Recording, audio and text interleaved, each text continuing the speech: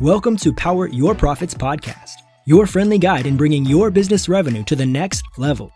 Listen as host Dr. Susie Carder hears inspiring stories of success from her fellow entrepreneurs and transformational leaders. Prepare to make significant change to your strategies as they unravel the secrets of building multi-million-dollar businesses and the most effective tips on finance, marketing, and sales accountability. If you want to take your first steps towards explosive business growth, this podcast is for you. Without further ado, here is your host, Dr. Susie. Welcome to this episode of Power Your Profit podcast. I'm Susie Carder. I'm your host, and today's guest is all about getting things done. Elisabeth Galperin is a nationally recognized speaker, consultant, creator behind the Ascend method, and is passionate about helping professionals perform at their peak and reach their full potential in every facets of their life. She works collaboratively with business leaders to improve personal habits, define and implement business systems, increase productivity, consistently perform at their peak while avoiding the burnout and overcoming overwhelm. Josista, please welcome my guest, Elisabeth. Oh my gosh, Elisabeth, thank you so much for being here. So excited. This is one of my favorite topics because it was not my natural skill. Yes. Well, it's something I'll talk about it all day long. So clearly my passion and interest too. Yeah. So tell everyone, who you are, what you do in the world, what is your magic and your genius?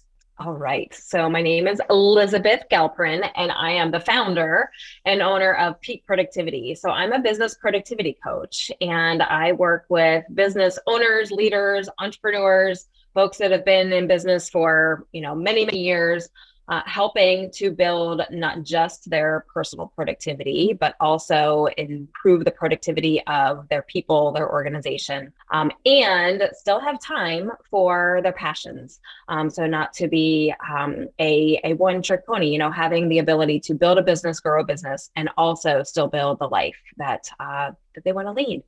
And I think that's hard as an entrepreneur, right? Like I've been an entrepreneur for 30 years, right? I try to work for other people, but that didn't work out. Right.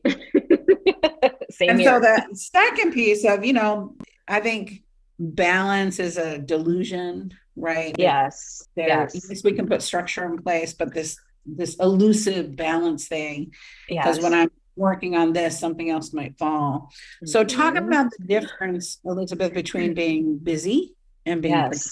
Because I find a lot of people are busy, right? But they're not productive. So talk about the distinction. It's small but huge. Absolutely. So, this is something that I always start workshops off with, hey, how do you define busy versus how do you define productive? And I actually think it's something that most of us haven't taken time to define. So it's like a really great question to just kind of to ask yourself. Busy is you're filling the minutes, and it's often more focused on quantity over quality. Mm-hmm. It is sometimes doing work simply because without knowing the purpose, I think is a good way to say it. And it's also sometimes a obligation. We're all busy. So if I'm not busy, what does that say about me? So it's kind of this cultural expectation. Productive is doing the work with a purpose, doing the work because there's a purpose. It is prioritizing quality over quantity. And it is making sure that there's both short-term and long-term impact results. So it's having more intention behind our action.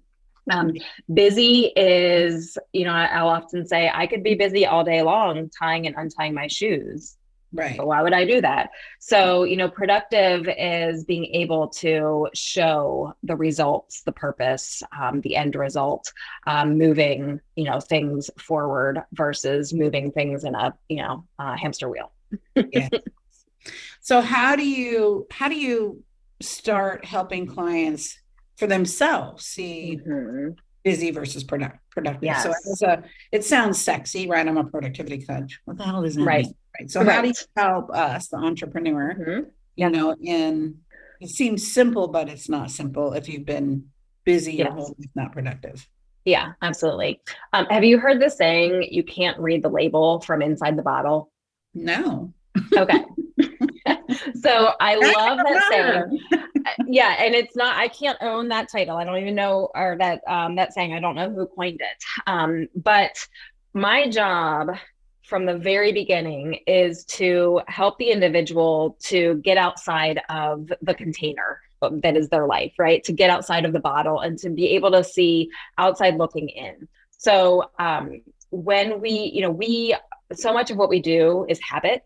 And we often do not stop and ask ourselves, why did I schedule these appointments? Why did I sit in on this meeting? We do it because we've been doing it. Right. And so the very first thing I do with clients is we do a time log. Everybody's familiar with a food log, right? It's the Yeah. same thing. We do a time log and I have them get as detailed as possible and without judgment, track how they've been using their time, from wake up to bedtime, or from, first foot in the door at the office to, depending on what part of their life that we're looking to adjust. And just the act of paying 1 degree more attention to how we're spending our time gives us a brand new insight. So it starts to make us realize that, oh gosh, I picked up my phone 6 times in the last 2 hours to check email or to scroll through, social, or to see if Susie called me. So much of what we do, we think we're very aware of it, but there's a lot that we're not aware of. So the very first thing is to take stock and to do it. And I'm going to say this again, because it's so important, to do it without judgment. When we do a food log, it's not about criticizing ourselves. It's not about trying to do it the right way. It's about truly representing, how am I spending my time? What decisions am I making around the investment of my energy? And to get to that picture. And then we can start to see, what do we think we're spending time on? What do we think we're prioritizing versus what's really happening? Exactly. So that alone is like so eye-opening to my clients. It gives us a much broader understanding. And then we can say, okay, well, here's where I am and here's where I want to be. And then the real work begins. Yeah. Right?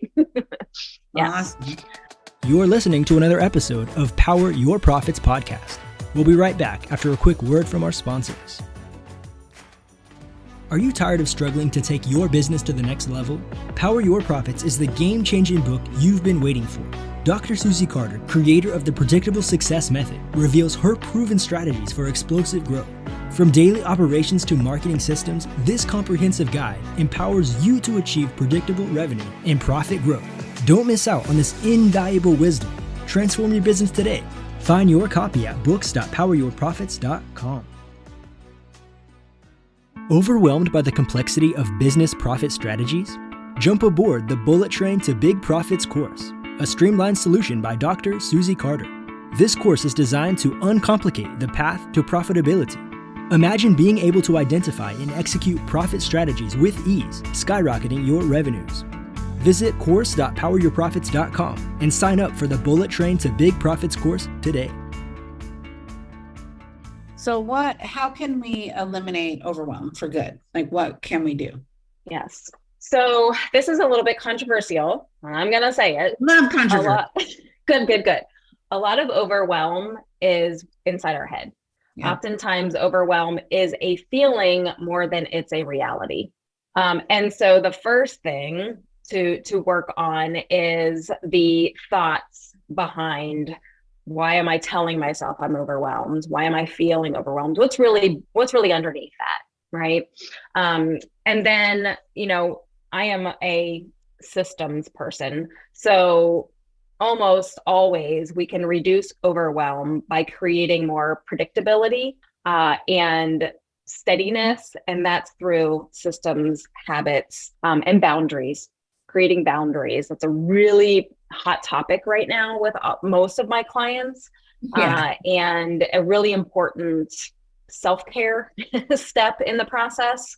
Oftentimes the reason we feel overwhelmed is because we take on too much because we're trying to help others or we're trying to prove ourselves to others versus really needing to have those responsibilities on our plate.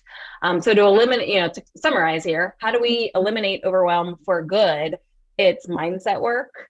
It's creating boundaries, communicating those boundaries. And then again, it's making sure that we have a well-defined, a way to define our own productivity so it doesn't shift to busy without us having control or us knowing that it's shifting. So you use an ascend model. So let's talk about that, because I love, like you said, you're a systems girl. I'm a systems girl because I'm so creative that if I would just leave it to myself, I could create a lot. Yes. So you have a specific way, which you call the ascend model. So let's talk about that a little bit, because I think that is delicious. Yes, I'd love to. Okay, so the ascend model is it's 6 core steps and strategies that anybody can put into place. And it fits in your personal life and in your professional life. So this is, as you said earlier, they are not separate. And so, work and life, we're integrating them. That's what I call it, work-life integration. And this ascend approach is really, it's a holistic approach to how you're living your life, not just how you're showing up professionally or how you're managing your personal life. So it's an acronym. So I'll go through the 6 and then we can dig into all or the ones that are most juicy to you. So A, and this is the first one for a reason, represents advocating for self. This is all about self-care. And I know that term maybe gets overused quite a bit, but it really is foundational. So how are you on a daily basis, weekly basis, how are you making sure that you are taking care of yourself? That could be physical self, it could be mental self, it could be spiritual self, right? We all have different ways of filling our own cup, but how are you creating the space, the time, the energy to take care of yourself so you can then go out in the world and take care of your clients, your customers, your family? The best analogy that most people have heard before, but it makes perfect sense. When you're on the airplane and the oxygen masks fall, you got to put yours on first before you can help anybody in the vicinity. So how are you making sure that you are putting on your own oxygen mask? Because I could give you 101 fantastic, proven productivity strategies, but if you aren't at your best, right? If you are not healthy mentally, spiritually, emotionally, physically, then none of that is going to really make a dent. You got to take care of yourself first so that all the strategies and all the techniques and all the systems can work for you. Right. I think this is so important because I think, especially as business women, we're so used to taking care of everybody else. Yes. And going advocate for myself. Like when you said it, I'm like, self-care. I think we need to keep hearing it because self-care means different things. It's not having a cocktail after work. That's not self-care. Right. Right. Yes. What is the thing that will make me feel happy, excited? Because you can't give from an empty cup. Yes. Right. And I think the important thing here too, because oftentimes if I get, resistance on this, it's, I don't have time for that. And self-care is not about, having 90 minutes a day to exercise and go to the spa and you can have micro moments of self-care that can do just about the same as an hour at the gym. So like, do you have some breathing techniques that you can utilize when you're feeling stressed out? Can you write down 3 gratitudes to start your day off in a place of gratitude versus stress? There are lots of ways where you can spend 2 to 3 minutes that are going to help fill your cup. Yes. Not a time. Again, it's quality, right? Doing some of these things that create quality. It's not about how much time do I have to dedicate to myself. Yeah. So let's talk about the S. What does the S stand for? Yes. Simplify your focus. So we have incrementally created this expectation of ourselves to be multitaskers, to be juggling multiple balls at a time, and to try to get lots of things done all at once. And we've created that as a norm expectation. The truth is that we cannot focus on more than one thing at a time. Our brain, if you do research on how the brain functions, it can only focus on one thing at a time. And so when we're trying to listen to a Zoom call and send an email and, clean out our desk all at one time, what we're actually doing, we think we're getting 3 things done at once. And aren't I, powerful? Right. What we're really doing is we're creating a whole lot of frenzy in our brain. We're task shifting. And it's kind of, if you think of like a battery and you watch the energy level, we're draining our battery when we do that, even though we feel like, well, I'm getting so much done in this short span of time. We're creating room for error. We're not fully focused on any one task, and we're ending up taking more time in the long run. So simplify your focus is retraining your brain to unitask, to allow yourself to not have any windows open except for right now, my Zoom window with you. Right. To allow myself, to watch a movie and not also be scrolling on my phone and flipping through a magazine. And so we really do have to retrain our brain right now, because it feels uncomfortable. Most of us, if we try to do one thing for any sustained amount of time, it feels uncomfortable because we're so used to multitasking. Speaking my language. Yes. Okay, what's the C? So the C is communicating boundaries.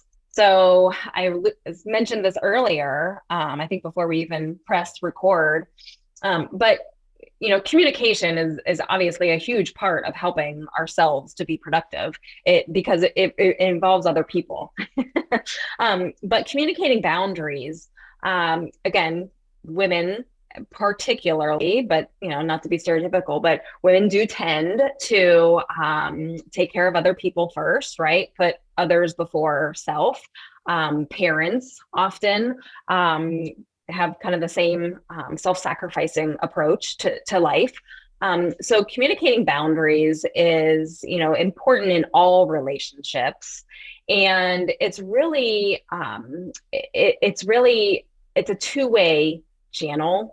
And when I coach clients on this, it's amazing how once they open the conversation with, whether it's with a boss or a coworker or a spouse, and start to say, hey, I need to create some constraints here. It's amazing how the other party in the conversation benefits from it and feels like they now have the ability to communicate some boundaries as well. And so, some good examples of communicating boundaries would be, being able to not take work calls or emails after 5 p.m. It may be, being able to say no to a happy hour invitation because you want your evenings to be family time. It may be saying, I'm already on one committee at the school, my children's school. I'm not going to be able to participate in another committee. And so it's, it's being able to say no. And there's a really great saying, for every yes we make, there's 1,000 no's that go with it. And so we have to remember that if we say yes to one thing, we need to be willing to put up boundaries for others, for other opportunities. And then just being, the power of working with somebody like you, now this is I'm just being transparent, is when you said boundaries, back in the day, I'm like, what do you mean? Right. Mm-hmm. So like all those examples, you've got to work with a coach because it's a weak muscle, right? You don't have that muscle atrophy. And especially if you're a business person and you have a family and, trying to balance it all. Mm-hmm. Give me an example of a boundary. I mean, how sad is that I had to go, give me an example. Yes. Yeah. But it's what we need. Like, that's why we hire somebody like you. Yes. And so, and what's the E? Oh, so after we communicate boundaries, eliminating distractions and interruptions. And there's some really good overlap with some of these, and that's for good reason. So E is about eliminating, I differentiate distractions and interruptions. So a distraction is usually, it starts inward. So a distraction is letting myself follow, the shiny object, thinking about, oh, I wonder if Susie has, posted our podcast yet. And so I stop what I'm doing and I go jump onto Facebook and allow myself to get distracted. Interruptions are the outside coming in. So interruptions are when the colleague knocks on the door, or we take the phone call comes in from a client, and we allow ourselves to answer it. Yes. And so again, some of it is just designing your environment. So turning off notifications, not having all the bings and pings and the red circles on our phone, not allowing ourselves to be susceptible to distractions and interruptions. And then again, it goes back to that conversation. If you've had good conversations about boundaries, then you're going to have fewer people that are interrupting you at the wrong time. So it goes hand in hand with those boundaries, but it's another opportunity to say, what have you become accustomed to that is actually distracting from your daily priorities? And all you have to do is pull a little lever, and you could eliminate that. So, I mean, I use the notifications example all the time, because every time we get a smartwatch, a new phone, a new app, they all are set to buzz you every time there's a new message, there's a new task in your, task management tool. There's a new text, something new was uploaded on YouTube. And so we have to go in and actually get rid of those ourselves, because they're the default. Yes. And so, but it just takes a little bit of time to at least minimize, if not eliminate, a lot of those distractions and interruptions. So pay attention to what's going on in your environment that you're allowing to interfere with your focus, your flow, and your own priorities for the day. I think one of the things that a productivity coach helped me with is we actually schedule interruption time in my day now, where before it was stack up from rack up, and at the end of the day I had all this follow-up stuff to do, right? So only scheduling my email, opening it in the morning, the afternoon, and evening, not being in at 7:24, right? So little hacks that gave me freedom. Like if my door is closed, you can't come in. If my door is open, then that's an open door policy for my team, right? Yes. So looking at what are the things that can help me have boundaries and eliminate the distraction. Yes. Yeah, exactly. You got it. So that goes into the N, right, which is navigate. So let's talk about your distinction. Yeah. So N is about, navigating your priorities proactively. And so this really is about, you've got to plan the work, and then work the plan. So many of us start our day just kind of on the defensive, like, all right, I'm here, what's going to come at me, right? We start our day, the alarm goes off, and we immediately open the phone and we see what's landed in my inbox. What text messages are there? What have I missed over the last, 10 hours of sleep? Or we get to the office and we don't necessarily already have a plan for how we're going to run our day. And so this is, for every 10 minutes that you invest in planning, you're going to save yourself an hour somewhere in the day. And so do you have a habit, a discipline, a routine where before the week starts, you've already mapped out your priorities? I follow what's called the rule of 3. So every week I have a weekly big 3. What are the 3 projects that I am most committed to moving forward? And then every day I have a daily big 3. And those are identified before I actually start my work day. So let me ask you a clarifying question. So I already have my schedule, it's on my schedule. And so are the big 3 that's one on your schedule, or is the big 3?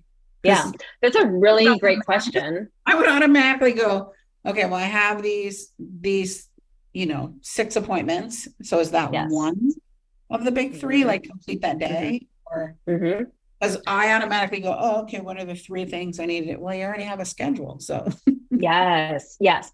Fantastic question. So today is a great example of that for me as well. I have a very stacked day where I am, if I am not in an interview with you, I am in meetings with clients all day. So right. today, my big three is serve my clients with excellence. It is, have a great podcast experience with Susie. I do have one. I always try to have at least one that's a little bit personal. So today I need to make sure, literally, this is one of my big three. I need to stop at the grocery because I need to get some things so that our household can run for the, next couple of days. So sometimes your big three are delivering on what's scheduled. But a great example is my Fridays, I almost never have client facing appointments. I try to make that day more about internal work, working on the business, not in the business. So those days, it's really, really essential that I have identified my big three so that I don't try to do 50 things in that one day, right? Call me out. Call me out, Elisabeth. Right. So, on that day, it's 100% up to me because there's nobody that's expecting me to show up as a coach or as a speaker or as a trainer or as an interviewee. And so those days, those big three are I'm moving my own priorities forward. But again, I've got to be really clear with myself. I can't expect myself to do 100 things in one day simply because I'm not scheduled with other people. Right. So, the answer, of course, is, well, it depends. But yes, there are several days where my big three are mostly related to what's already scheduled for myself. And then other days where it's because I have an open schedule, then I get to prioritize more of the tasks.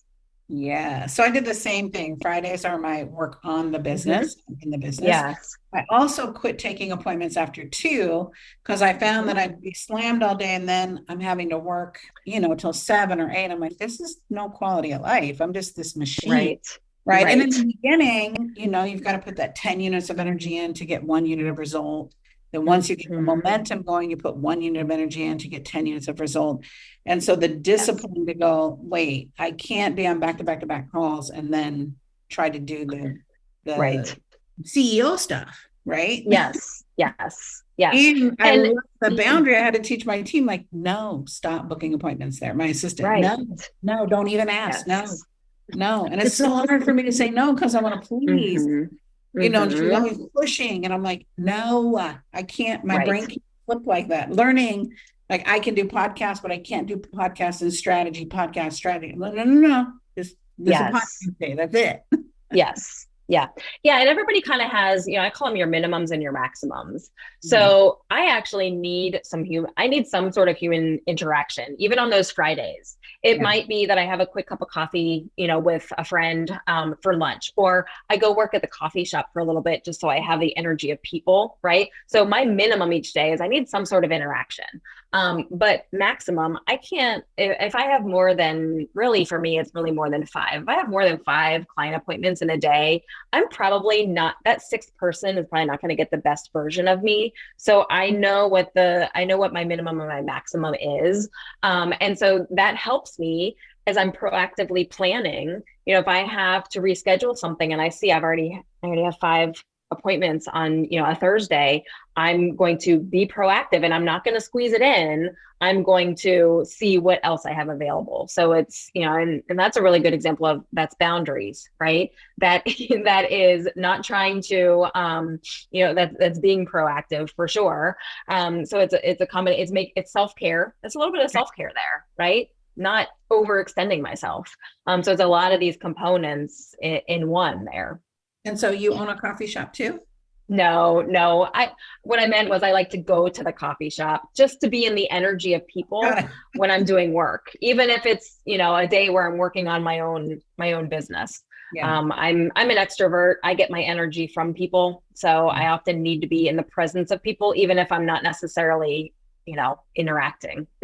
Yeah. That was the hardest thing to learn is working by myself, right? And not an office. Yes. A lot of us have worked virtual now. I've been doing it for years, but when I first started working from home, I distracted myself with everything but the work, right? Because I used to be Oh, I didn't do laundry this weekend. It's not time to do laundry. No. Right. Yes, that's another good boundary to remember. So we have one more, which is the D. What's the D? D is developing systems. And so it's like the icing on the cake here, because you're really, as you're implementing Ascend, you're building a lot of habits and routines, and developing systems is getting to the point where you're not just getting these routines and habits in place for yourself, but now you're building out systems and structures for your business, for your team, as you've got yourself at peak productivity. Now, how do you build that into the larger function of your business and your team? And really, systems sometimes I think intimidate people. Oftentimes when I talk to entrepreneurs, I'm too early to really even know what systems I need. And I don't agree with that. I think that systems, the best time to start a system is now. They might change. And systems can be simple. It doesn't necessarily mean that it's some complex, 20-step 3-month long process that you have to develop. Systems can be as simple as, how collectively, how are you and your one team member, how are you managing sales calls, or how are you, what is your system behind email responses? So they can be very simple, but they're still relevant and important from day one. So developing systems is really where you now have yourself running like a well-oiled machine. And now you get to start putting those systems in place for the team, the business, and out into the bigger picture than your own world. Yes. So what would you say is the number one ally you need to reach your potential? Yes, that would be an accountability partner. So we are humans. We are pack people. It was not that long ago that we existed in tribes and communities, and we were very dependent on one another for survival. We're now at the point where you and I both, we could spend 40 hours in our own office, right, without other people. But that's putting ourselves at a disadvantage. When we have other people that are a part of our tribe, our community, and we have an external sense of accountability, we will strive higher, we will work harder, we will stretch ourselves more. And so even if it is day one and it is you yourself running the business, creating some outside accountability in the positive sense. So it's having somebody that knows what you're doing, that you can either go to and say, hey, I had success, and celebrate with me, or who you can go to and say, hey, I hit an obstacle, or I fell, or I failed, and I need your support to get myself back up. I think there's so much of that. I can do it myself, and, just bootstrap, and it's all on me. And I think that you can still get there that way, but that's the hardest way to do it. So creating accountability with others outside of yourself. Well, and it's all about finding your tribe, right? So, you got to search and find the right group, because so many masterminds, those kinds of things are all designed around looking good.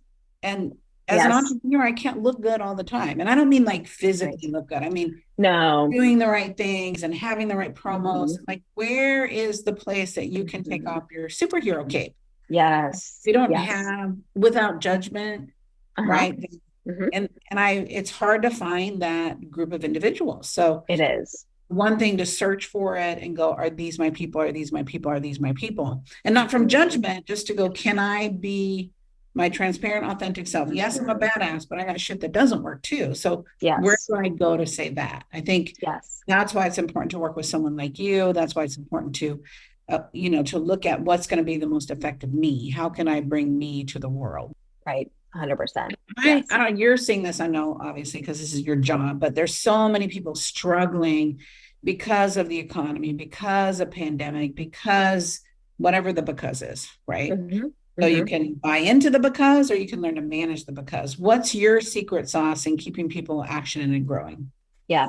I think it's the concept that that success is a combination of progress and failure, right? Like we're going to have setbacks, we're going to have failure, and how do we learn from it and celebrate it versus be afraid of it? I think that was something that if you know, you didn't ask this question, but if you said what is something that has held you back, I think I would have had success more quickly if I had embraced some of the fear and some of the risk earlier in my entrepreneurial journey.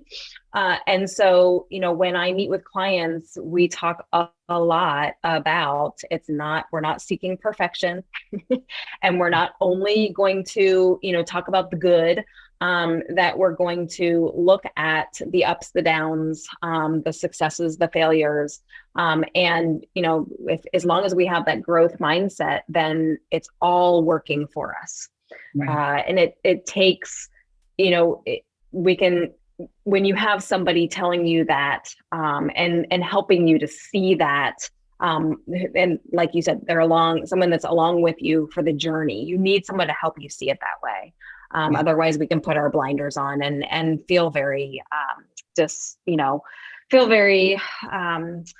not feel encouraged, and we can't always be our own cheerleader. And we need other people to help us see how could I make this a learning opportunity versus a mistake, an error, a failure. So it's definitely that growth mindset and knowing that the journey it's not going to all be rainbows and unicorns. And anybody that looks like that's their life, they're not showing you everything, right? Exactly. Yeah. The interview I just did with Jane Applegath, she said failure is fertilizer for our growth and our development.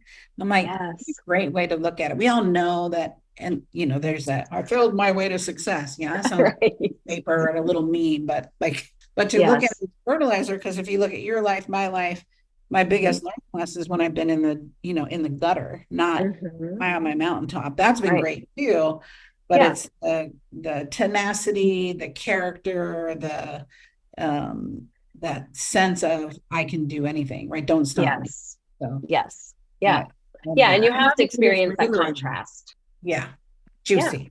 Yeah. Yep. So let's shift just a little bit. What do you want to be remembered for? Like if you look back at your life and you're complete, whatever complete looks like when you're complete, what do you want to be remembered for?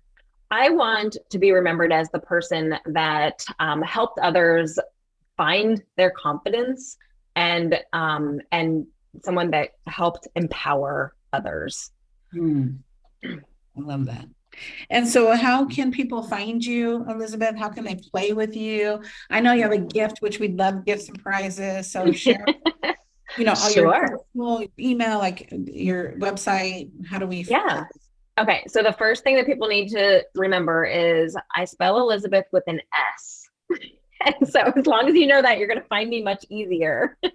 So I am most active on LinkedIn. I love LinkedIn. It is it's where my people are. And so Elisabeth Galperin on LinkedIn is a great place to just get juicy nuggets for me all week long. My website is peakproductivitycoaching.com.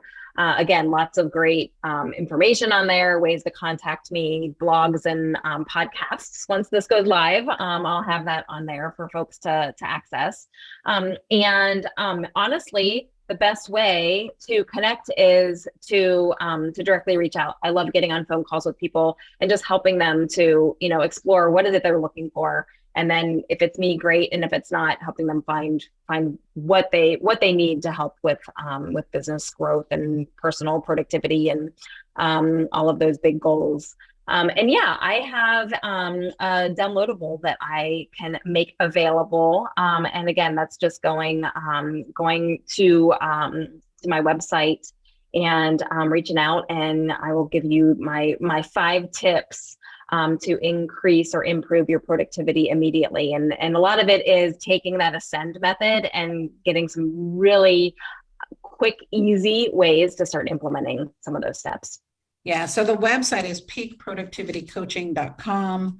That's peakproductivitycoaching.com. That will be in the show notes for you. If you love this message, if you love Elisabeth, she's your jam, right? And you know you need help with your productivity, please reach out.